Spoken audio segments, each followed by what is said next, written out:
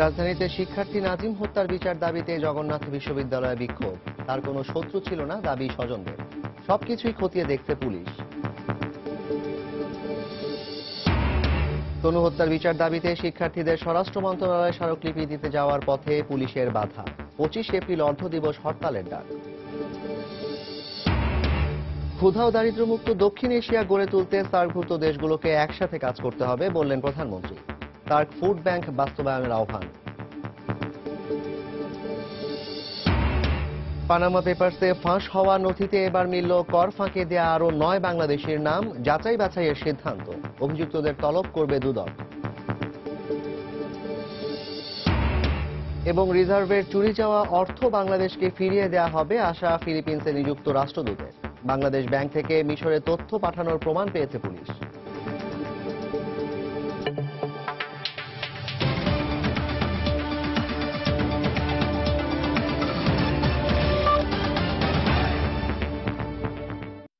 প্রবাসের সময়ের সঙ্গে আছি আমি জাফর সাদিক। জগন্নাথ বিশ্ববিদ্যালয়ের ছাত্র নাজিমের খুনিদের গ্রেফতারের দাবিতে রাস্তা অবরোধ করে ও টায়ার জ্বালিয়ে বিক্ষোভ করেছে তার সহপাঠীরা। বৃহস্পতিবার দুপুরে বিক্ষোভের এক পর্যায়ে ক্যাম্পাসের সামনে রাস্তা প্রায় 2 ঘন্টার জন্য অচল করে দেয় তারা। এদিকে নাজিম হত্যার সূত্রপাত সিলেট থেকে হয়েছে বলে মনে করছে পুলিশ। নাজিমের ফেসবুকে তার বিভিন্ন পোস্ট দেখে পুলিশ মনে করছে সেগুলোও তাকে খুনিদের টার্গেটে পরিণত করতে পারে। দুপুর 12টার দিকে সহপাঠী হত্যার প্রতিবাদে ক্যাম্পাসের সামনের রাস্তা অবরোধ করে জগন্নাথ বিশ্ববিদ্যালয়ের শিক্ষার্থীরা। সকালে হাতে গোনা কয়েকজন শিক্ষার্থী বিক্ষোভ শুরু করলেও বেলা বাড়ার সাথে সাথে নাজিমউদ্দিন হত্যার বিচারের দাবিতে পরিস্থিতি ক্রমেই অগ্নিগর্ভ হয়ে ওঠে। ফেসবুক কিংবা ব্লগে লেখালেখি নাকি ব্যক্তিগত কোনো কারণে খুন হলেন আইন বিভাগের এলএলএম নৈশ কোর্সের শিক্ষার্থী নাজিম, সে প্রশ্নে বিক্ষোভকারীদের নানা মত। তবে এ বিষয়ে সবাই একমত যে প্রশাসন তাদের সহপাঠীকে নিরাপত্তা দিতে ব্যর্থ হয়েছে, আর তাই খুনিদের গ্রেফতারের পাশাপাশি তারা চাইলেন এর প্রতিকারও। একটা সাধারণ মানুষের উপর এভাবে হত্যা করা সম্ভব না যদি তার উপর অনেক আগে থেকে কোনো প্রকার আক্রোশ না থাকতো। উনি লেখালেখি করতেন কিন্তু ধর্মীয় অথবা ইসলাম ধর্ম সম্পর্কিত ওনার ধর্মের বিরুদ্ধে উনি কিছু লেখেন নাই আমার জানা মতে। এখন হয়তোবা ওনার হত্যার পরে মানুষ এটাকে বিভ্রান্তি ছড়াচ্ছে, হয়তোবা এটার ভিন্ন খাতে পরিচালিত করার জন্য অনেকে অনেক কথা বলছে। ভাই ব্লগে লেখালেখি করতো এবং উনি হচ্ছে আওয়ামী লীগের সঙ্গে সম্পৃক্ত। আমার মনে হয় যে এই কাজ জামাত শিবির করেছে। একটি বেসরকারি বিশ্ববিদ্যালয় থেকে আইনে স্নাতক পাশ করার পর 3 মাস আগে জগন্নাথ বিশ্ববিদ্যালয়ে ভর্তি হন নাজিম। ফেসবুক আইডিতে যুদ্ধাপরাধ ও ধর্মান্ধতার বিরুদ্ধে তার অবস্থানের নজির মেলে, যদিও সেসব পোস্টের পাঠক খুব বেশি থাকার প্রমাণ মেলে না। এসব লেখালেখির জেরে কোনো গোষ্ঠী এ হত্যাকাণ্ড ঘটাতে পারে বলে মনে করছে পুলিশ। সূত্রপাত আমাদের কাছে মনে হচ্ছে যে সেটা সিলেট থেকেই, যারা হত্যা করেছে তাকে তারা সিলেট থেকে তাকে টার্গেট করেছে। কি কারণে হত্যাকাণ্ডটা ঘটলো এটি নিয়ে আমরা নানামুখী তথ্য আমাদের কাছে এসেছে, আমরা তথ্যগুলো অ্যানালাইসিস করছি এবং তার ব্যক্তিগত সত্যতা থাকতে পারে ওখানে। আবার তার ফেসবুক আইডি সার্চ করে আমরা যে ধরনের স্ট্যাটাস এবং যে ধরনের কমেন্টস পেয়েছি তাতে আমাদের কাছে মনে হচ্ছে যে তার কোনো গোষ্ঠী তার গোষ্ঠীয় সেন্টিমেন্টের কারণে তাকে হত্যা করে থাকতে পারে। নাজিম হত্যার বিচারের দাবিতে শুক্রবার বিকেলে শাহবাগে সমাবেশ করবে তার সহপাঠীরা। আর শনিবারের মধ্যে খুনিরা গ্রেফতার না হলে রোববার ধর্মঘট পালনের হুমকিও দিয়েছে তারা। ওমর ফারুক, সময় সংবাদ, ঢাকা। এদিকে নাজিম হত্যার ঘটনায় পুলিশ বাদী হয়ে সূত্রাপুর থানায় হত্যা মামলা দায়ের করেছে। পরিবারের পক্ষ থেকে মামলা করতে অনাগ্রহ প্রকাশ করায় শেষ পর্যন্ত পুলিশ বাদী হয়েই মামলা দায়ের করেছে বলে জানান ওয়ারি জোনের সিনিয়র সহকারী পুলিশ কমিশনার নুরুল আমিন। অন্যদিকে নিহত নাজিমের গ্রামের বাড়ি সিলেটের বিয়ানীবাজারের ভরাউট গ্রামে এখন শুধুই আহাজারি। মৃত্যুর খবর জানার পর আশপাশের গ্রাম থেকে ছুটে আসেন আত্মীয় স্বজনরা। তাদের কান্নায় ভারী হয়ে ওঠে এলাকার পরিবেশ। সন্তানের এমন আকস্মিক ও মর্মান্তিক মৃত্যুতে শোকাতুর পুরো পরিবার। এদিকে স্বজনদের দাবি, পারিবারিক কিংবা ব্যক্তিগতভাবে এলাকায় নাজিমের কোনো শত্রু নেই। তারা দ্রুত সময়ের মধ্যে হত্যাকারীদের আইনের আওতায় আনার দাবি জানান।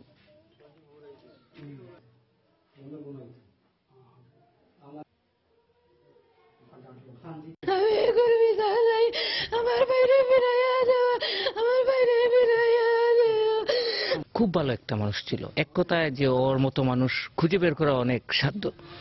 অনেক ভালো ছাত্র ছিল, ভদ্র বিনয়ী ছিল। আমরা গ্রামে তো কোনো তার নাই, বিরুদ্ধে কোনো অভিযোগও নাই, আর গ্রামে থানার প্রতি কেউ নাই। যে কারণে আমার ভাইকে যারা হত্যা করছে আমি তাদের বিচার চাই। 24 এপ্রিলের মধ্যে তনু হত্যাকারীদের গ্রেফতারে কার্যকর ব্যবস্থা না নিলে 25 এপ্রিল সারা দেশে আধাবেলা হরতালের ডাক দিয়েছে প্রগতিশীল ছাত্র জোট ও সাম্রাজ্যবাদ বিরোধী ছাত্র ঐক্য। তনু হত্যার বিচার দাবিতে বৃহস্পতিবার সকালে স্বরাষ্ট্র মন্ত্রণালয় ঘেরাও কর্মসূচি থেকে এ আহ্বান জানানো হয়। এর আগে ঢাকা বিশ্ববিদ্যালয় থেকে স্বরাষ্ট্র মন্ত্রণালয়ের দিকে বের হওয়া মিছিল দোয়েল চত্বরে গেলে সেখানে বাধা দেয় পুলিশ। এ সময় ধস্তাধস্তিতে বেশ কয়েকজন আহত হন। পরে মিছিলটি শিক্ষা ভবনের সামনে গেলে পুলিশি ব্যারিকেডের মুখে রাস্তায় সমাবেশ করেন নেতাকর্মীরা। এ সময় বক্তারা অভিযোগ করেন সরকার তনু হত্যাকারীদের গ্রেফতারে গড়িমসি করছে। অবিলম্বে কার্যকর পদক্ষেপ গ্রহণের দাবিতে এবং পুলিশি বাধার প্রতিবাদে 25 এপ্রিল সারা দেশে আধাবেলা হরতালের ডাক দেওয়া হয়। এদিকে যে কোনো ধরনের বিশৃঙ্খলা এড়াতেই ঘেরাও কর্মসূচি পালন করতে দেওয়া হয়নি বলে জানিয়েছে পুলিশ।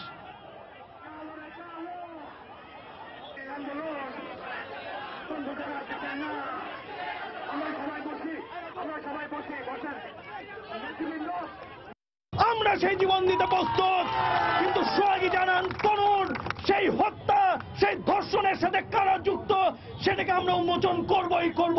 যদি 24 তারিখের মধ্যে এই ঘটনার সুষ্ঠু তদন্ত বিচার না করা হয়, আমরা আগামী 25 এপ্রিল সারা দেশে সর্বাত্মক হরতাল কর্মসূচি পালন হবে। কোনো ধরনের বিশৃঙ্খলা যেন না ঘটে, রাস্তা যেন প্রতিবন্ধকতার সৃষ্টি না হয়, জনজীবনের যেন বিপর্যয় না ঘটে, বিপর্যস্ত যেন না হয়, আমরা তাদেরকে বাধা দিয়েছি। তারা এখানে হাইকোর্টের এখানে এসে আমরা তাদেরকে বাধা দিতে ধস্তাধস্তির ঘটনা ঘটে আমরা আমাদের পুলিশের কয়েকজন সদস্য আহত হয়। এখানে তারা আমাদের বাধা পেয়ে তারা ফিরে চলে যায়। সুষ্ঠু বিচারের লক্ষ্যে তনু হত্যা তদন্ত কাজ সিআইডিকে হস্তান্তর করা হয়েছে বলে জানিয়েছেন আইন শৃঙ্খলা সংক্রান্ত মন্ত্রিসভা কমিটির সভাপতি শিল্পমন্ত্রী আমির হোসেন আমু। বৃহস্পতিবার সচিবালয়ে আইন শৃঙ্খলা সংক্রান্ত মন্ত্রিসভা কমিটির বৈঠক শেষে সাংবাদিকদের তিনি কথা বলেন। এ সময় তিনি বলেন, চট্টগ্রামের বাঁশখালীতে সংঘর্ষে নিহতের ঘটনা পুলিশের গুলিতে হয়নি। তনু হত্যা তদন্তের ব্যাপারে কিছু কথা আসার কারণে এটা দাবি অনুযায়ী সিআইডিতে দেওয়া হয়েছে সুষ্ঠু তদন্তের ব্যাপারে। সুতরাং এই ব্যাপারে আপনারা নিশ্চিন্ত থাকতে পারেন, এটা অত্যন্ত সুষ্ঠুভাবে তদন্ত হবে এবং বিচার কার্য হবে। একদল চায় হোক, আর একদল চায় হোক না। একদল সমাবেশ ডাকছে, আর একদল বিরোধিতা করার 144 দেওয়া হয়েছে। তো সুতরাং এখানে যেটা ক্লাশ ছিল এটা তো প্রতিমান হয়েছে। এখন ক্লাশের কারণে কতদূর কি হয়েছে বা পুলিশ কতখানি অ্যাকশনে গিয়েছে, এগুলো সব তদন্তের মাধ্যমে ব্যবস্থা নেওয়া হচ্ছে। প্রবাসের সময় আরো থাকছে, অবৈধ অভিবাসীদের ফিরিয়ে নিতে চাপ দিচ্ছে বিভিন্ন দেশ। বৈশ্বিক নীতির কারণে এমন সিদ্ধান্ত বলছে পররাষ্ট্র মন্ত্রণালয়। পরিচয় নিশ্চিত করার তাগিদ বিশেষজ্ঞদের।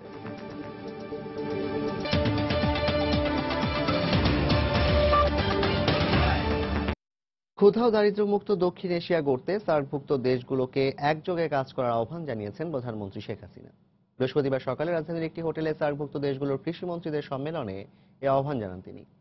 যে কোনো প্রাকৃতিক দুর্যোগে যাতে খাদ্য ঘাটতি না হয় সেজন্য সার্ক ফুড ব্যাংক ও সিড ব্যাংক প্রতিষ্ঠার উদ্যোগকেও এগিয়ে নেওয়ার আহ্বান জানান শেখ হাসিনা। দক্ষিণ এশিয়ার দেশগুলোতে পারস্পরিক সহযোগিতার ক্ষেত্রে অন্যতম সংস্থা হিসেবে কাজ করে south Asian association for regional cooperation SAARC. প্রতিবেশী দেশগুলোর নানান বিষয়ে সহযোগিতা সম্প্রসারণে প্রতিষ্ঠার পর থেকেই উল্লেখযোগ্য ভূমিকা রেখে আসছে আঞ্চলিক এই সংস্থাটি। এবার রাজধানী ঢাকায় বসেছে সদস্য দেশগুলোর কৃষিমন্ত্রীদের সম্মেলন, যেখানে কৃষি খাতে আগামীতে করণীয় ঠিক করতে প্রতিনিধিরা গ্রহণ করবেন কৌশলগত পরিকল্পনা। বৃহস্পতিবার ওই সম্মেলনের উদ্বোধন করেন প্রধানমন্ত্রী শেখ হাসিনা।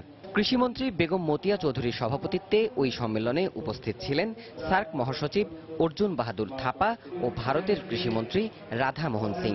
সম্মেলনে প্রধানমন্ত্রী শেখ হাসিনা বলেন, ক্ষুধা ও দারিদ্র্যমুক্ত সার্ক গড়ে তুলতে প্রয়োজন সবার যৌথ সহযোগিতা। বাংলাদেশ সবসময় আঞ্চলিক সহযোগিতার উপর গুরুত্ব দিয়ে থাকে এবং আমি মনে করি যে দক্ষিণ এশিয়ার আমাদের দেশগুলি আমরা সবাই মিলে যদি কাজ করি, কারণ আমাদের সমস্যাগুলি প্রায় একই রকম। দারিদ্র্য হচ্ছে আমাদের সবথেকে বড় শত্রু। কাজে সেই দারিদ্র্যকে মোকাবেলা করতে হলে আমাদের সকলকে একযোগে কাজ করা একান্তভাবে প্রয়োজন। এ সময় প্রাকৃতিক দুর্যোগে খাদ্য ঘাটতি এড়াতে ফুড ব্যাংক ও বীজ ব্যাংক প্রস্তুত করার আহ্বানও জানান প্রধানমন্ত্রী শেখ হাসিনা। প্রাকৃতিক দুর্যোগের সময় অনেক সময় সিডেরও অভাব হতে পারে, আবার আমাদের খাদ্যের অভাব হতে পারে, কিন্তু আমরা এক দেশ অপর দেশকে যে কোনো দুর্যোগ দুর্বিপাকের জন্য সহযোগিতার হাত বাড়াতে পারি, তার জন্য যৌথ উদ্যোগ আমাদের নেওয়া একান্তভাবে প্রয়োজন। যে কারণে আমাদের সার্ক সিড ব্যাংক যেমন করা উচিত, সার্ক ফুড ব্যাংকও অত্যন্ত জরুরি। এছাড়াও ওই সম্মেলনে স্থানীয় ও বৈশ্বিক চ্যালেঞ্জ মোকাবেলায় সার্কভুক্ত দেশগুলোকে আরো গভীরভাবে সহযোগিতার হাত বাড়ানোরও আহ্বান জানিয়েছেন শেখ হাসিনা। কোনো মানুষ যেন অনাহারে না থাকে, অপুষ্টিতে না ভোগে। দেবাশিস রায়, সময় সংবাদ, ঢাকা। মোসাক ফনসেকার ফাঁস হওয়া নথিতে কর ফাঁকিতে অভিযুক্ত বাংলাদেশিদের দুর্নীতি দমন কমিশনে তলব করা হবে বলে জানিয়েছেন দুদক সচিব। অন্যদিকে তদন্তের স্বার্থে প্রয়োজনে বিদেশ থেকে তথ্য আনা হবে বলে জানিয়েছেন অ্যাটর্নি জেনারেল। আর এ ধরনের কোম্পানিগুলোকে স্বচ্ছতা ও জবাবদিহিতার আওতায় আনার পরামর্শ দিয়েছেন দুর্নীতি বিরোধী সংস্থার নেতারা। সেলিয়া সুলতানার রিপোর্ট। মোসাক ও ফনসেকার ফাঁস হওয়া নথিতে কর ফাঁকি দিয়ে বিদেশে অর্থ পাচারের সঙ্গে জড়িত আরও 9 বাংলাদেশির নাম পাওয়া গেছে। এ নিয়ে দেশের মোট 32 ব্যক্তি ও 2টি প্রতিষ্ঠানের অ্যাকাউন্ট সম্পর্কে তথ্য পাওয়া গেল। অভিযুক্তদের বিষয়ে তদন্ত করে স্বচ্ছতা ও জবাবদিহিতার আওতায় নিয়ে আসার পরামর্শ দিয়েছে দুর্নীতি বিরোধী আন্দোলনের সঙ্গে সংশ্লিষ্টরা। আমাদের মূল বক্তব্যটাই থাকে, যা কিছুই হোক সেটা স্বচ্ছভাবে হোক। আমাদের কথা হচ্ছে যে দুর্নীতি বন্ধ করতে হলে, এই ধরনের অর্থ সম্পদের অপব্যবহার বন্ধ করতে হলে আইন অনুযায়ী এই মানুষগুলির বিরুদ্ধে একটা ব্যবস্থা অবশ্যই গ্রহণ করা দরকার। ফাঁস হওয়া নথি অনুযায়ী কাজী জাফরুল্লাহ, তার স্ত্রী নীলুফার জাফরুল্লাহ, ASM মহিউদ্দিন মোনেম, সৈয়দা সামিনা মির্জা ছাড়াও BBTL নামে নতুন একটি কোম্পানিরও নাম রয়েছে এই তালিকায়। এদের বিরুদ্ধে অভিযোগ অনুসন্ধানে গঠিত হয়েছে দুদকের 3 সদস্যের একটি দল। ইতিমধ্যে আমরা একটা অনুসন্ধান নথি খুলে ফেলেছি। আমরা এই বিষয়টার সাথে কিন্তু আমরা কোনো না কোনো ভাবে NBR এর একটা সম্পৃক্ততা পাই। আরেকটা হচ্ছে ফাইন্যান্সিয়াল ইন্টেলিজেন্স ইউনিট তথ্য চাইবেন কিনা। অনুসন্ধানের প্রয়োজনে সব জায়গা থেকে তথ্য আনা হবে। মিউচুয়াল লিগ্যাল অ্যাসিস্ট্যান্স যেটা আছে, পারস্পরিক আইনি সহায়তা, এটা আমরা কামনা করব। তদন্তের প্রয়োজনে বিদেশ থেকে তথ্য আনার বিষয়ে সহায়তা দেওয়ার কথা জানিয়েছেন অ্যাটর্নি জেনারেল। বাংলাদেশ ব্যাংককে যদি তারা সন্তুষ্ট না করতে পারে জব দিয়ে, সেক্ষেত্রে দুর্নীতি দমন কমিশন তাদের ডাকতে পারে। সেখানে যদি তারা সদুত্তর না দিতে পারে, দুর্নীতি দমন কমিশন অ্যাটর্নি জেনারেলের মাধ্যমে ওই বিদেশি রাষ্ট্রের কাছে রিকোয়েস্ট পাঠাতে পারে যে কার অ্যাকাউন্টে কত টাকা আছে বা কিভাবে গেছে ইত্যাদি। পানামা পেপারসের তথ্য অনুযায়ী বিশ্বের 200টিরও বেশি দেশের গ্রাহক 2,14,488টি অফশোর কোম্পানি স্থাপন করে কর ফাঁকি দিয়ে ব্যবসা করছে। সেলিয়া সুলতানা, সময় সংবাদ, ঢাকা। বাংলাদেশ ব্যাংকের $81 মিলিয়ন চুরির ঘটনা তদন্তে ব্যাংকটির কম্পিউটার সিস্টেমে যে সন্দেহজনক ম্যালওয়্যার পাওয়া গেছে, তার মাধ্যমে মিশরে তথ্য পাঠানো হয়েছে বলে জানিয়েছেন এই ঘটনা তদন্তকারী দলের প্রতিনিধি সিআইডির অ্যাডিশনাল ডিআইজি শাহ আলম। বৃহস্পতিবার ফ্রান্সের সংবাদ সংস্থা AFPর বরাত দিয়ে এই খবর প্রকাশ করেছে ফিলিপাইনের সংবাদ মাধ্যম ABS-CBN। এতে শাহ আলম জানান, বাংলাদেশ ব্যাংকের মেইন সার্ভারে সদ্য আবিষ্কৃত ওই ম্যালওয়্যার অর্থ চুরির ঘটনার আগে 7 ঘন্টারও বেশি সময় ধরে মেইলের মাধ্যমে মিশরে তথ্য পাঠিয়েছে। ঘটনার সময় কে ওই মেইল ব্যবহার করেছেন তাকে শনাক্ত করতে মিশরের পক্ষ থেকে সহযোগিতা চাওয়া হয়েছে বলেও জানান তিনি। ম্যালওয়্যার পাওয়ার ঘটনা তদন্ত কার্যক্রমকে আরও জটিল করে ফেলেছে বলে উল্লেখ করা হয় সংবাদ মাধ্যমটিতে। রিজার্ভের চুরি যাওয়া অর্থ ফিলিপিন্স সুষ্ঠু তদন্তের মাধ্যমে বাংলাদেশকে ফিরিয়ে দিতে সক্ষম হবে বলে আশা প্রকাশ করেছেন ফিলিপিন্সে নিযুক্ত বাংলাদেশের রাষ্ট্রদূত জন গোমেজ। দেশটির সরকার ও এন্টি মানি লন্ডারিং কাউন্সিলের সঙ্গে আলোচনা ও আইনি প্রক্রিয়ার মাধ্যমে তা ফিরিয়ে আনা সম্ভব বলেও মনে করেন তিনি। পাশাপাশি সিনেটের কার্যক্রম ও সিনেট সদস্যদের বিশেষভাবে ধন্যবাদও জানান জন গোমেজ।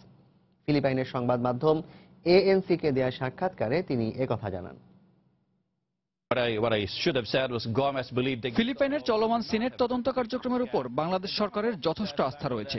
অর্থ পাচারের এই ঘটনাকে সিনেট বেশ গুরুত্বের সাথে নিয়েছে। এজন্য আমরা সিনেটরদের কাছে কৃতজ্ঞ। বিশেষ করে সিনেটর উসমেনা, তেওফিস্তো ও রেক্টো আমাদের এই ঘটনায় বেশ সাহায্য করেছেন, যা অব্যাহত থাকলে পাচার হয়ে যাওয়া পুরো অর্থই আইনি প্রক্রিয়া মেনে বাংলাদেশ ফেরত পাবে বলে আশা করছি। যুক্তরাষ্ট্রের ফেডারেল ব্যাংকের রিজার্ভ থেকে বাংলাদেশ ব্যাংকের টাকা হাতিয়ে নেওয়ার ঘটনায় চীনা হ্যাকারদের জড়িত থাকার অভিযোগ নাকচ করেছে বেইজিং। জোরালো প্রমাণ ছাড়া ধারণার উপর ভিত্তি করে এমন বক্তব্য দায়িত্বহীনতার পরিচয় বলে মন্তব্য করেছেন চীনা পররাষ্ট্র মন্ত্রণালয়ের মুখপাত্র লু ক্যাং। বুধবার দেশটির নিয়মিত সংবাদ সম্মেলনে সাংবাদিকদের প্রশ্নোত্তরে একথা বলেন তিনি। সাইবার হামলা ও হ্যাকিংয়ের বিরুদ্ধে চীনের অবস্থান সুসংহত বলেও জানান লু ক্যাং।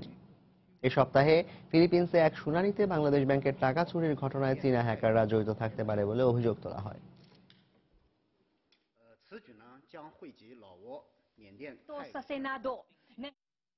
প্রবাসের সময় আরো থাকছে, ফুটবল বাঁচাও কমিটির সব অভিযোগ প্রমাণ হলে জেলে যেতে প্রস্তুত বললেন বাফুফে সভাপতি কাজী সালাউদ্দিন।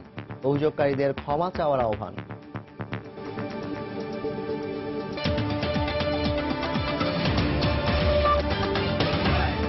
কোচিং বাণিজ্য বন্ধে শুধু সরকারকেই নয়, শিক্ষকদের এগিয়ে আসতে হবে বলে মন্তব্য করেছেন শিক্ষামন্ত্রী নুরুল ইসলাম নাহিদ। বৃহস্পতিবার সন্ধ্যায় সিলেটে তার নিজ বাসভবনে সময় সংবাদকে তিনি বলেন, কোচিং বাণিজ্যের সঙ্গে জড়িত শিক্ষকদের বিরুদ্ধে কঠোর ব্যবস্থা নেওয়া হবে। তারা এমনভাবে একটা পরিস্থিতি সৃষ্টি করে যাতে তারা কোনো না কোনোভাবে ছেলে মেয়েদেরকে কোনো না কোনো লিঙ্ক বাইর করে পরীক্ষার হলেও সাপোর্ট করতে পারে, যার ফলে তাদের নৈতিক মূল্যবোধ এবং তাদের সর্বনাশা যে দৃষ্টিভঙ্গি, এটা খুবই একটা বিরাট সংকটজনক পরিস্থিতি আমাদের জন্য। আমরা শিক্ষকদের কাছে এটা আবেদন করি যে আপনাদের মধ্যে শিক্ষক নামদারি এই যে কুলাঙ্গারা ঢুকছে, এদেরকে যদি না সরান শিক্ষকের মর্যাদা সর্বনাশ হয়ে যাবে, এবং আমরা তাদেরকে সরানোর জন্য ব্যবস্থা নিচ্ছি। অনেকের বিরুদ্ধে ব্যবস্থা ইতিমধ্যেই নেওয়া হয়েছে। 3 দফা দাবিতে শিক্ষার্থীদের আন্দোলনের মুখে চট্টগ্রাম প্রকৌশল ও প্রযুক্তি বিশ্ববিদ্যালয় অনির্দিষ্টকালের জন্য বন্ধ ঘোষণা করেছে কর্তৃপক্ষ। এ কারণে বৃহস্পতিবার দুপুরের পর হল ছাড়তে শুরু করেন শিক্ষার্থীরা। তবে হল ছাড়তে ছাত্রীদের শুক্রবার সকাল পর্যন্ত সময় দিয়েছে বিশ্ববিদ্যালয় প্রশাসন। এদিকে হঠাৎ করে এমন সিদ্ধান্তে ভোগান্তি পোহাচ্ছেন শিক্ষার্থীরা। আশরাফুল আলমের ক্যামেরায় বিস্তারিত জানাচ্ছেন কমল দে। গত 29 মার্চ শহর থেকে ক্যাম্পাসে ফেরার পথে সড়ক দুর্ঘটনায় নিহত হন মোহাইমিনুল ইসলাম নামে এক শিক্ষার্থী। এই ঘটনায় জড়িতদের শাস্তির দাবিতে গত শনিবার থেকে লাগাতার ক্লাস বর্জন করছে সহপাঠীরা। গত কদিনের মতো বৃহস্পতিবার সকালেও শিক্ষার্থীরা বিশ্ববিদ্যালয় ক্যাম্পাসে অবস্থান নিয়ে বিক্ষোভ সমাবেশ করে, কিন্তু দুপুরে অনির্দিষ্টকালের বন্ধ ঘোষণা করে শিক্ষার্থীদের হল ত্যাগের নির্দেশ দেয় বিশ্ববিদ্যালয় প্রশাসন। তবে শিক্ষার্থীরা এই সিদ্ধান্তের প্রতিবাদ জানিয়ে বিশ্ববিদ্যালয় চত্বরে অবস্থান নেয়। পরে তাদের সরিয়ে দেয় পুলিশ। আমাদেরকে জোর করতেছে হল ছাড়ার জন্য, এবং ইতিমধ্যে আমাদের হলে পাওয়ার এবং বিদ্যুৎ অফ করে দেওয়া হচ্ছে। আমরা তো বুঝতেছি না যে আমরা এরকম শান্তিপূর্ণ আন্দোলন করছি, কেন আমাদের এরকম করা হলো। ইতিপূর্বে রাস্তায় ছাত্ররা নেমে গাড়ি ভাঙচুর করছে, অন্য কোনো আইন শৃঙ্খলা অবনতি হতে পারে আশঙ্কায় পুলিশ তাদেরকে এখান থেকে সরিয়ে দিয়েছে। এক্ষেত্রে বিশ্ববিদ্যালয় প্রশাসন দাবি করছে 3 দফার মধ্যে ইতিমধ্যে 2 দফা দাবি বাস্তবায়ন করা হয়েছে। কেন পদত্যাগ চাচ্ছে সেগুলি মিলাইয়ে একটা তদন্ত করবে, তদন্ত করে যারা এই ব্যাপারে জড়িত তাদের ব্যাপারে ব্যবস্থা নেবে। হল ত্যাগের আকস্মিক নির্দেশে চরম ভোগান্তিতে পড়তে হয় শিক্ষার্থীদের। এটা আমাদের নোটিশ দিয়ে জানানো উচিত ছিল। এখন হঠাৎ করে যাব, অনেকের টাকা পয়সার সমস্যা থাকতে পারে বা বিভিন্ন ধরনের সমস্যা থাকতে পারে। শহরে যাচ্ছি কিন্তু টিকিট পাবো কিনা এটা আমাদের একটা সবসময় একটা সন্দেহের মধ্যে আমরা আছি। অন্যদিকে শিক্ষার্থীরা হল ত্যাগ করার পরপরই ক্যাম্পাসে অতিরিক্ত পুলিশ মোতায়েন করা হয়েছে। চট্টগ্রামের চুয়েট ক্যাম্পাস থেকে কমল দে, সময় সংবাদ। রাজধানীর আবাসিক এলাকায় সেবামূলক প্রতিষ্ঠান ছাড়া অনুমোদিত বা অনুমোদনহীন সব বাণিজ্যিক প্রতিষ্ঠান আগামী 6 মাসের মধ্যেই সরিয়ে নিতে হবে বলে জানিয়েছেন স্থানীয় সরকার মন্ত্রী ইঞ্জিনিয়ার খন্দকার মোশাররফ হোসেন। সময়সীমার মধ্যে সরে না গেলে তাদের বিরুদ্ধে ব্যবস্থা নেওয়া হবে বলেও জানান তিনি। বৃহস্পতিবার দুপুরে সচিবালয়ের সংবাদ সম্মেলনে তিনি কথা বলেন। আবাসিক এলাকায় কমার্শিয়াল লাইসেন্স যদি কেউ দিয়ে থাকে সে বেআইনি কাজ করছে, যে নিয়ে থাকে সেও বেআইনি কাজ করছে, কাজে বেআইনি কাজ তো করতে দেওয়া যাবে না। আমরা 6 মাস সময় দিচ্ছি এইগুলো লাইসেন্স বাতিল করার জন্য এবং প্রতিষ্ঠানগুলো তুলে নেওয়ার জন্য। 6টা মাস সময়ের পরেই অ্যাকশনে প্রশ্ন আসবে। বাংলাদেশের গ্যাস সরবরাহ পদ্ধতিকে ডিজিটাল করতে ভিয়েতনামের এফটিপি কোম্পানির সঙ্গে পেট্রো বাংলার জিটিসিএল কোম্পানির ইপিআর চুক্তি স্বাক্ষরিত হয়েছে। বৃহস্পতিবার সন্ধ্যায় রাজধানীর একটি হোটেলে বাংলাদেশের জিটিসিএল কোম্পানির সেক্রেটারি বিজত কুমার সরকার ও ভিয়েতনামের এফটিপি কোম্পানির পরিচালক লি এএনএইচ তুয়ান চুক্তিতে স্বাক্ষর করেন। অনুষ্ঠানে বিদ্যুৎ, জ্বালানি ও খনিজ সম্পদ প্রতিমন্ত্রী নসরুল হামিদ উপস্থিত ছিলেন। চুক্তিটি বাস্তবায়িত হলে ভিয়েতনাম ও বাংলাদেশের ব্যবসায়িক সম্পর্ক জোরদার হবে বলে জানান মন্ত্রী।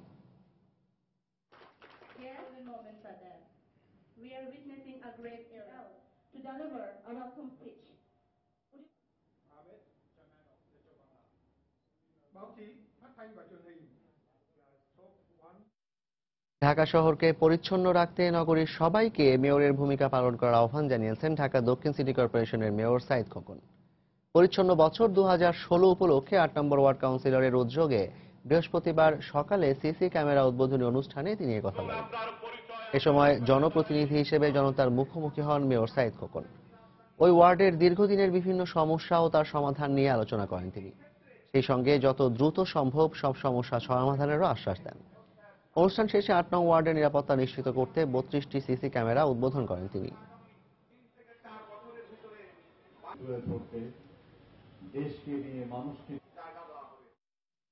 এবার প্রবাসের খবর। অবৈধ অভিবাসী হিসেবে আশ্রয় নেওয়া বাংলাদেশিদের ফিরিয়ে আনতে চাপ দিচ্ছে বিভিন্ন দেশ। এরই মধ্যে চলতি সপ্তাহে মার্কিন যুক্তরাষ্ট্র থেকে ফেরত পাঠানো হয় 27 বাংলাদেশিকে। প্রায় 80,000 বাংলাদেশিকে ফিরিয়ে নেওয়ার কথা বলছে ইউরোপীয় ইউনিয়নও। সরকারের পক্ষ থেকে বলা হচ্ছে, অবৈধ বাংলাদেশিদের ফিরিয়ে আনতে আন্তরিক বাংলাদেশ, তবে ফিরিয়ে আনার আগে অভিবাসীদের পরিচয় নিশ্চিত করার তাগিদ অভিবাসন বিশেষজ্ঞদের। এহসান জুয়েলের রিপোর্ট। একটু বেশি আয় আর চাকচিক্যময় জীবনের আশায় বাংলাদেশি অভিবাসীদের পছন্দের তালিকায় ইউরোপের দেশগুলো শীর্ষে। এইসব দেশে মানবাধিকার আর আইনের শাসনের সুযোগ নিয়ে অনেকেই বছরের পর বছর কাটিয়ে দেন অবৈধভাবেই। কিন্তু যুদ্ধ বিধ্বস্ত দেশগুলো থেকে বিপুল সংখ্যক শরণার্থীর আশ্রয় আর কঠোর অভিবাসন নীতির কারণে সম্প্রতি কঠিন হয়ে পড়েছে এসব দেশে আশ্রয় নেওয়া। চলতি সপ্তাহে ঢাকা সফরে সরকারের শীর্ষ পর্যায়ের সাথে বৈঠক করে ইউরোপের বিভিন্ন দেশ থেকে অবৈধ বাংলাদেশিদের ফিরিয়ে আনতে চাপ দেন 28 দেশের জোট ইউরোপীয় ইউনিয়নের প্রতিনিধি দল। এই অবস্থায় মঙ্গলবার রাতে যুক্তরাষ্ট্র থেকে ফেরত পাঠানো হয় 27 অবৈধ বাংলাদেশিকে। বৈশ্বিক নীতির কারণেই অবৈধ বাংলাদেশিদের এই ফেরত পাঠানোর প্রক্রিয়া চলছে বলে মনে করছে পররাষ্ট্র মন্ত্রণালয়। ইউরোপে যে ইললিগাল মাইগ্রেশনের যে একটা ইস্যু, এটা তো একটা বৈষয়িক বিষয়, এটা শুধু বাংলাদেশ স্পেসিফিক না। সেই সব দেশের আভ্যন্তরীণ রাজনীতি কিন্তু তাদেরকে আস্তে আস্তে এটার বিপক্ষে অবস্থান নিতে বাধ্য করছে। আগামী 20 বছর পৃথিবীর অর্থনীতির গ্রোথ ইঞ্জিন হবে কিন্তু এই রিজিয়নই। মানে আপনি যদি আপনার ভবিষ্যৎ গড়তে চান, আপনাকে এই রিজিয়নেই থাকতে হবে, এখানেই পড়ালেখা করতে হবে, এখানে ব্যবসা বাণিজ্য করতে হবে। যে দেশগুলো অর্থনৈতিক অবস্থা নিম্নমুখী, সেই সব দেশে এত কষ্ট করে জীবনে ঝুঁকি নিয়ে যাওয়ার কিন্তু কোনো যুক্তিকতা আমরা দেখি না। অভিবাসন বিশেষজ্ঞরা বলছেন, দেশের ইমেজ সংকট কাটাতে বাংলাদেশেরই উচিত নিজ নাগরিকদের ফিরিয়ে আনা। তবে এই ক্ষেত্রে ফেরত আনার আগে পরিচয় নিশ্চিত হওয়ার উপর গুরুত্ব দেন তারা। যাদেরকে বাংলাদেশি হিসেবে চিত্রিত করা হচ্ছে, প্রথমত তারা বাংলাদেশি নাও হতে পারেন, কাজে নাগরিকত্বের একটা বিষয় রয়েছে। তবে যদি নাগরিকত্ব সম্পর্কে সরকার নিশ্চিত হন, তখন অবশ্যই দ্রুততার সাথে তাকে দেশে ফিরিয়ে আনা সরকারের দায়িত্বের মধ্যে বর্তায়। সরকারি হিসেবে 13,000-এর বেশি বাংলাদেশি নাগরিক বিভিন্ন দেশের কারাগারে বন্দী রয়েছেন। তবে বাংলাদেশি অবৈধ অভিবাসীর প্রকৃত সংখ্যা কয়েক লাখ হতে পারে বলে ধারণা বিশেষজ্ঞদের। এহসান জুয়েল, সময় সংবাদ, ঢাকা।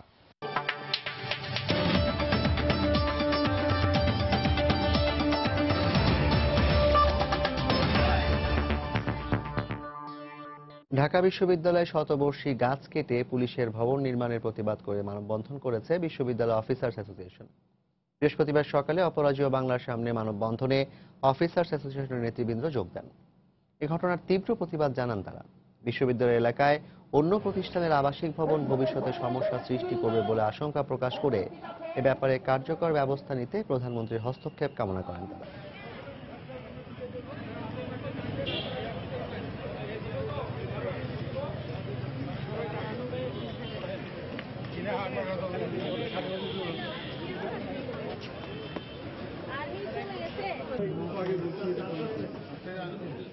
তারা হঠাৎ করে তাদের নিজস্ব জায়গা বলে বহুতল ভবন নির্মাণের এক পায় তারা করছে। আমরা অনতিবিলম্বে নীলগেট এবং বাবুপুরা পুলিশ ফাঁড়ি প্রত্যাহার করার জন্য অনুরোধ করছি। মাননীয় প্রধানমন্ত্রী আজকে এই পুলিশের পায়তারা থেকে আমাদের ঢাকা বিশ্ববিদ্যালয়ের জায়গা ফেরতের প্রয়োজনীয় ব্যবস্থা পদক্ষেপ গ্রহণ করবেন। নিরাপত্তার স্বার্থে পুলিশ ফাঁড়ি হিসেবে জায়গাটি ব্যবহার করার জন্য দেওয়া হয়েছে। পুলিশ ফাঁড়ি হিসেবেই তারা ব্যবহার করবে, তাতে অসুবিধা নেই। কিন্তু কোনো আবাসিক ভবন যাতে ওখানে নির্মাণ না হয় সেই ব্যাপারে আমরা ইতিমধ্যে বলেছি। স্বরাষ্ট্রমন্ত্রীর সাথে আমার কথা হয়েছে, inspector general of police IGP ওনার সঙ্গে কথা হয়েছে, তা আলোচনা চলছে। পদাতিক নাট্য সংসদের উদ্যোগে ব্যাপক উৎসাহ উদ্দীপনা ও বর্ণিল আয়োজনে রাজধানীতে শুরু হয়েছে 5 দিন ব্যাপী সৈয়দ বদরুদ্দীন হোসেন স্মৃতি নাট্যোৎসব ও স্মারক সম্মাননা 2016। দেশি বিদেশি বিভিন্ন নাট্য সংগঠনের অংশগ্রহণে এই উৎসবে মঞ্চায়িত হবে বিভিন্ন সময়ের 10টি জনপ্রিয় নাটক। 2 জন নাট্য ব্যক্তিত্বকে দেওয়া হবে সম্মাননা স্মারক। বৃহস্পতিবার সন্ধ্যায় জাতীয় নাট্যশালায় ঢোলের তালে তালে বরেণ্য নাট্য ব্যক্তিত্বদের সঙ্গে নিয়ে সৈয়দ বদরুদ্দিন হুসাইন স্মৃতি নাট্য উৎসব ও স্মারক সম্মাননা 2016 এর উদ্বোধন করেন স্পিকার শিরিন শারমিন চৌধুরী।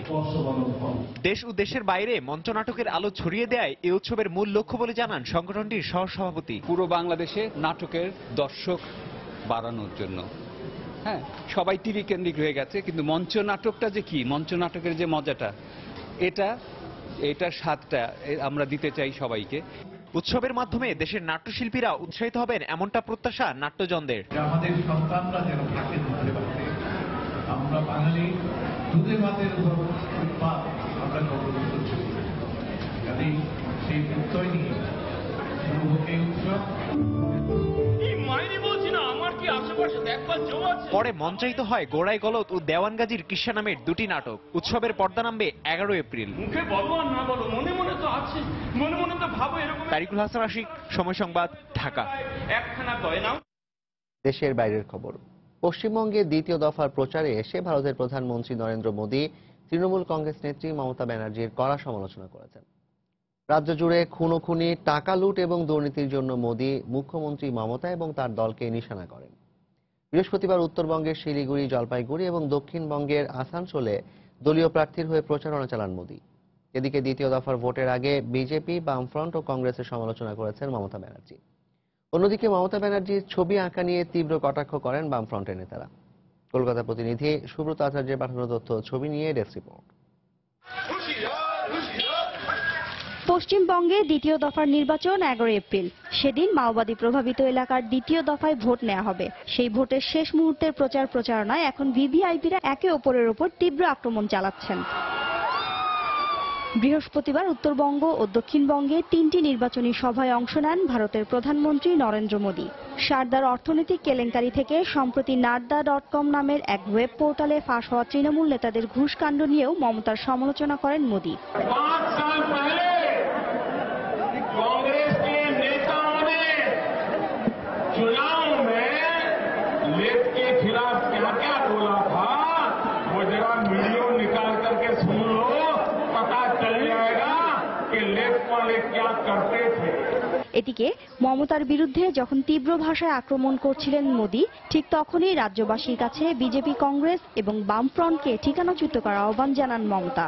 সম্প্রীতির পক্ষে ভোট দেবেন, সংহতির পক্ষে ভোট দেবেন, উন্নতির পক্ষে ভোট দেবেন, প্রগতির পক্ষে ভোট দেবেন, আর সিপিএম আর কংগ্রেস আর বিজেপির ঠিকানাটা হারিয়ে দেবেন পার্মানেন্টলি, যাতে কোনোদিন আর না চাইতে আসে। এদিন এক সভায় বামফ্রন্টের শীর্ষ নেতা মোহাম্মদ সেলিম তৃণমূল নেত্রীর ছবি আঁকা নিয়ে তিরস্কার করেন। উনি বলেছিলেন, আমি সাকাসাক ছবি আঁকি, ফাটাফাট বিক্রি হয়, সেই টাকা দিয়ে হচ্ছে, বলেননি তো? দিদি এখন কেন সাকাসাক ছবি আঁকছেন না? এখন কেন ফাটাফাট বিক্রি হচ্ছে না? কারণ যারা ফাটাফাট কিনছিল সেই চিট ফান্ডের মালিকগুলো এখন আলিপুর জেলে মদন মিত্রের সঙ্গে শুয়ে কাটাচ্ছে। পশ্চিমবঙ্গের প্রধান রাজনৈতিক শক্তি বামফ্রন্ট। তৃণমূল ছাড়াও কংগ্রেস ও বিজেপির প্রচারণায় ব্যস্ত এখন প্রার্থীরাও। সময় সংবাদ, কলকাতা।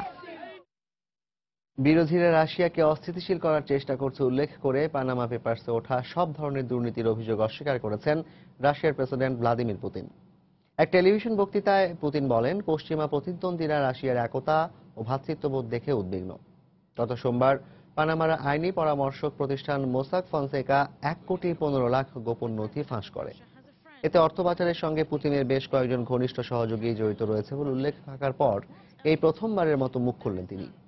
এর আগে কর ফাঁকির ঘটনায় রুশ প্রেসিডেন্ট ভ্লাদিমির পুতিনকে জড়াতে পানামা পেপারসে যুক্তরাষ্ট্র অর্থের যোগান দিয়েছিল বলে দাবি করেছে উইকিলিক্স। বুধবার টুইটার অ্যাকাউন্টে এ বিষয়ে একাধিক পোস্ট দেয় উইকিলিক্স।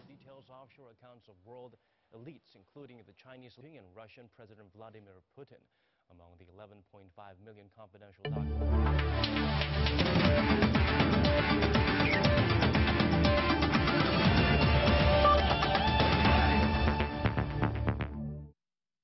ফুটবল বাঁচাও কমিটির আনা দুর্নীতির সব অভিযোগ অস্বীকার করেছেন বাফুফে সভাপতি কাজী সালাউদ্দিন। অভিযোগ প্রমাণিত হলে জেলে যেতেও প্রস্তুত বলে ঘোষণা দেন তিনি। তবে বিষয়টি প্রমাণ করতে না পারলে অভিযোগকারীদের প্রকাশ্যে ক্ষমা চাওয়ার আহ্বান জানান সালাউদ্দিন। বৃহস্পতিবার দুপুরে বাফুফে ভবনে আয়োজিত সংবাদ সম্মেলনে তিনি আরো বলেন, আসন্ন নির্বাচনে পুনরায় সভাপতি নির্বাচিত হলে জাতীয় ফুটবল দল সহ বাফুফোকে ঢেলে সাজানোর চেষ্টা করবেন। হয়েছেন যখনই শুনেছেন যে এই ধরনের বক্তব্য? গণমাধ্যমের কাছে অনেকটা প্রচার বিমুখ হিসেবে পরিচিত কাজী সালাউদ্দিন, কিন্তু গেল কয়েকদিন বাফুফে সভাপতির কার্যক্রম নিয়ে সমালোচনায় অনেকটা বাধ্য হয়ে এবার গণমাধ্যমের সামনে তিনি। তবে সালাউদ্দিনের এই সাংবাদিক সম্মেলনকে অনেকেই দেখছেন নির্বাচনী প্রচারণা হিসেবে। আসছে 30 এপ্রিল তৃতীয়বারের মতো বাফুফে সভাপতি পদে নির্বাচন করবেন দেশবরেণ্য এই ফুটবলার, কিন্তু বিভিন্ন সংগঠন থেকে তোলা হচ্ছে দুর্নীতির অভিযোগ। তবে বিষয়গুলোকে ভিত্তিহীন বলে উড়িয়ে দিয়ে উল্টো অভিযোগকারীদের চ্যালেঞ্জ ছুড়ে দিলেন সালাউদ্দিন। যদি আপনারা কেউ আমার পার্সোনাল ব্যাংক অ্যাকাউন্ট বাংলাদেশ এবং বিদেশে বের করতে পারেন যেইখানে আমি এফসি বা ফিফার টাকা ট্রান্সফার করেছি, আমি জেলে যেতে রাজি আছি। বাট যদি প্রমাণ না করতে পারে আমার কোনো অ্যাকাউন্ট নাই বাংলাদেশে যেখানে আমি এফসি ফিফার টাকা নিয়েছি, তাহলে ওনাদেরকে মাপটা চালু চাইতে হবে। শেখ জামাল ধানমন্ডি ক্লাব সভাপতি মঞ্জুর কাদেরের সঙ্গে সালাউদ্দিনের সম্পর্কটা খারাপ বেশ কিছুদিন ধরেই। বিষয়টি নিয়ে এতদিন চুপচাপ থাকলেও ফুটবলের উন্নয়নে এবার ক্লাবটির অবদান নিয়ে প্রশ্ন তুললেন বাফুফে বস। আপনার ক্লাব লাস্ট 7 বছরে একটা প্লেয়ারের নিউ রেজিস্ট্রেশন নাই। আমরা একটা কম্পালসারি করলাম আন্ডার 18 খেলতে, আপনি পার্টিসিপেটই করলেন না, অ্যারোগেন্সি। আমি আজ পর্যন্ত ইতিহাসে শুনিনি খেলার আগের দিন কোন ক্লাব জোর করে প্লেয়ার নিয়ে যেতে পারে ক্যাম্প থেকে। নিজেকে দুর্নীতিমুক্ত দাবি করলেও গেল 2 মেয়াদে নিজের সাংগঠনিক ব্যর্থতার দায় স্বীকার করেছেন ফেডারেশন কর্তা। তবে আগামীতে আবারও দায়িত্ব পেলে সবকিছু ঢেলে সাজানোর প্রতিশ্রুতি দিয়েছেন কাজী সালাউদ্দিন। আমরা যদি ফেরত আসতে পারি, if we win the election to come back, we will change our policy of the national team. The first thing I will do, I will try to raise money and I will hire a consultant to develop the national team. একই সাথে সংকটময় পরিস্থিতিতে Australia জাতীয় football দলের বাংলাদেশে এসে খেলে যাওয়ার কৃতিত্ব নিজের বলে দাবি করেন বাফুফে সভাপতি। এসএম ইকবাল, সময় সংবাদ, ঢাকা। ঘরোয়া ক্রিকেটের ক্লাবগুলো সিসিডিএম এর প্রস্তাবিত ব্যাংক গ্যারান্টি দিতে রাজি নয়, তাই প্লেয়ার বাই চয়েস পদ্ধতিতেও ক্রিকেটাররা পারিশ্রমিক পুরো অর্থ পাবেন কিনা তা নিয়ে সংশয় থেকেই যাচ্ছে। সাকিব মুস্তাফিজকে প্লেয়ার বাই চয়েসে রাখা হবে কিনা এবং শাহাদাত হোসেন রাজীবকে লিগ খেলার অনুমতি দেওয়া হবে কিনা শনিবার সিসিডিএম এর সভায় এসব বিভিন্ন বিষয়ে আসতে পারে চূড়ান্ত সিদ্ধান্ত। ব্যাংক গ্যারান্টির কিছু জটিলতা আছে, কিছু ক্লাবের ক্ষেত্রে ব্যাংক গ্যারান্টি দিতে পারবে না, কারণ জানেন অনেকে আপনার এটা ফেয়ারওয়েল টাইপের কিছু ক্লাব আছে, যারা স্পোর্টিং ক্লাব আছে, তাদের তো মানে আপনার ব্যাংক গ্যারান্টি তাদের দেওয়ার মতো অ্যাবিলিটি বা তারা ওই প্রসিডিউর দিতে পারে না। সেই ক্ষেত্রে আমরা ব্যাংক গ্যারান্টির অল্টারনেটিভ হিসাবে একটা পোস্ট চেক বা মনিটরিং করছে একটা আপনার যে ব্যাপারটা আছে সেটা রাখার চেষ্টা করা হচ্ছে। যেহেতু আইকন আপনি A+ আপনি জানেন যে এটা আপনার রিটেনের বাইরে থাকবে, তাহলে ওপেন লটারি হবে। সেই ক্ষেত্রে যাতে কোনো টিম যাতে এখানে একটা প্লেয়ার নিয়ে যাতে কোনো সাফারার না হয় সেটা দেখা হচ্ছে, এবং সেই ক্ষেত্রে সেই প্লেয়ারও যাতে কোনো চাপে না থাকে যে আমি সেই টিমে গেলাম, সেই টিমে কোনো সার্ভিস দিতে পারলাম না, তো এটা তো সেই প্লেয়ারের জন্য খারাপ আর সেই টিমকেও আমরা সাফারার করলাম। এ পর্যায়ে শীর্ষ সংবাদগুলো জানিয়ে দিচ্ছি আরেকবার। রাজধানীতে শিক্ষার্থী নাজিম হত্যার বিচার দাবিতে জগন্নাথ বিশ্ববিদ্যালয়ে বিক্ষোভ। তার কোনো শত্রু ছিল না, দাবি স্বজনদের। সবকিছুই খতিয়ে দেখছে পুলিশ। তনু হত্যার বিচার দাবিতে শিক্ষার্থীদের স্বরাষ্ট্র মন্ত্রণালয়ে স্মারকলিপি দিতে যাওয়ার পথে পুলিশের বাধা। 25 এপ্রিল অর্থ দিবস হরতালের ডাক। ক্ষুধা ও দারিদ্র্যমুক্ত দক্ষিণ এশিয়া গড়ে তুলতে সার্কভুক্ত দেশগুলোকে একসঙ্গে কাজ করতে হবে বললেন প্রধানমন্ত্রী। সার্ক ফুড ব্যাংক বাস্তবায়নের আহ্বান। পানামা পেপারসে ফাঁস হওয়া নথিতে এবার মিলল কর ফাঁকি দেয়া আরো 9 বাংলাদেশির নাম। যাচাই বাছাইয়ের সিদ্ধান্ত, অভিযুক্তদের তলব করবে দুদক। এবং রিজার্ভের চুরি যাওয়া অর্থ বাংলাদেশকে ফিরিয়ে দেওয়া হবে আশা ফিলিপিন্সে নিযুক্ত রাষ্ট্রদূতের। বাংলাদেশ ব্যাংক থেকে মিশরে তথ্য পাঠানোর প্রমাণ পেয়েছে পুলিশ। এই ছিল প্রবাসী সময়। যে কোনো খবর পেতে ভিজিট করুন সময়নিউজ.tv। যে কোনো বাংলা লিংক রবিও সিরিজের নম্বর থেকে সময় সংবাদের খবর অনুষ্ঠান সম্পর্কে জানতে এবং যে কোনো তথ্য সময় সংবাদকে জানাতে ডায়াল করুন 162 নম্বরে। এছাড়া এইমাত্র পাওয়া খবর আপনার মোবাইলে পেতে SMS tone study space SN লিখে পাঠিয়ে দিন 162 নম্বরে। সঙ্গে থাকুন সময়।